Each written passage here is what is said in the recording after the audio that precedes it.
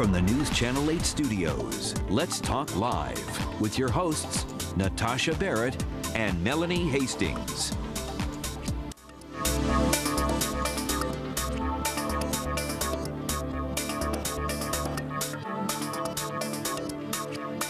Well, now that the school year has started, the homework is already pouring in, and your child will be getting a lot more stimulation. But what is your homework as a parent? Well, one of the best places to get some insight as to how you can help your child is a parent-teacher conference. Author Reina Weiner is here today. She's got some of the things to think about before you set your foot inside the classroom. And I should mention that you are an author. You're author of the book Strong from the Start. It's good to see you. Good to see you. Thank you. So this is a very important meeting, that meeting with the teacher, the first one of the year, and it's a time to share. I mean, you want to talk about your child and you want to hear back, so it's kind of like a little report card in a way. You see how your child's doing in the classroom when you're not there. Absolutely. It's very helpful to go to the parent-teacher conferences. That really starts the year off on the right foot.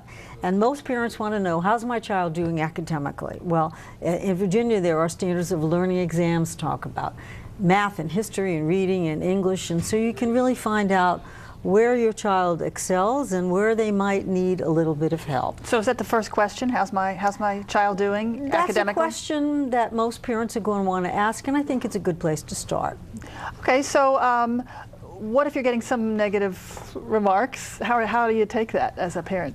Well, you take that in context and you see how you can work with the teacher in order to help your child do better and better, and ask how or where can I go to find some help if my child is not the greatest math student or needs a little help in reading. So I would take that in a very positive way, because we can work to improve their skills together.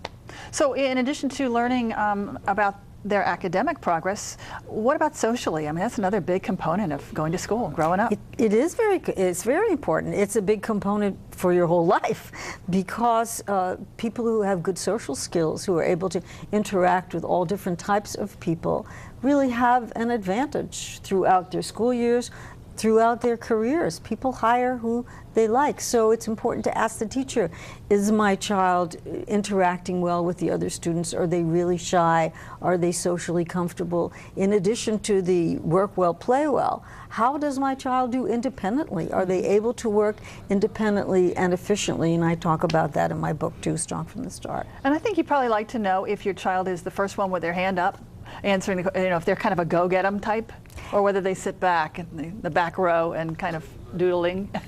Doodling, well, yeah, there's a lot of doodling in school. Yeah, but are they participating? Are they feeling self-confident enough to answer a question that they may not, be right about? Is that okay to do that? Okay. So another thing that comes up quite a bit is homework. And of course, that's the part of the day that the parents see, when the kid comes home and they're just burdened with so many things and they need help. So how much homework is the right amount? I guess that's a good question to ask your teacher too. That's what I think, because I've heard from parents who have children in the second grade that say they have 3 hours worth of homework. And that in the second grade? In the second grade, and it kind of makes me scratch my head. So I would talk to the teacher about what's a reasonable amount of time that a child, age appropriate, should be spending on their homework, and kind of get a general feel. And if it's an extensive amount of time that your child is spending, well, maybe you want to look into that a little bit further. If the teacher says half an hour and you see your child struggling for 3 hours, there's a problem there, right? Yeah, there's a problem. Maybe or at least a disconnect. A disconnect, maybe they need some help with the subject, or maybe they get very distracted by what else is going on in their little homework area, several things. Yeah, and I guess parent also may wonder, how much should I be helping my child with their homework? We don't want to do it for them.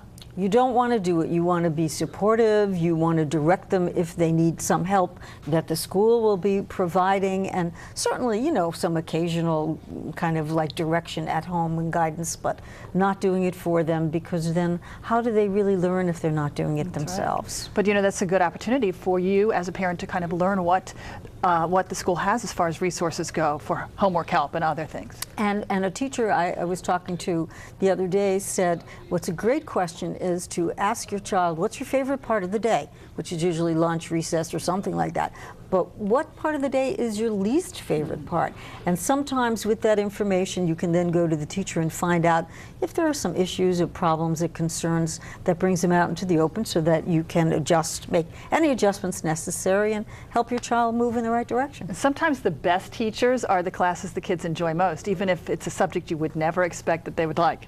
But if it's a great teacher, they can make anything interesting. They can. I can remember some of the most enthusiastic, exciting, interesting teachers who sometimes taught in a very individual type of way that made some of the least exciting topics really fun. Yeah. So the other thing, I guess, before you leave, I mean, you want to be taking some notes so that you can remember what went on and then maybe share some of it or all of it with your child. But before you leave, you want to find out about how to contact the teacher. So I guess a little exchange there would be appropriate at the end.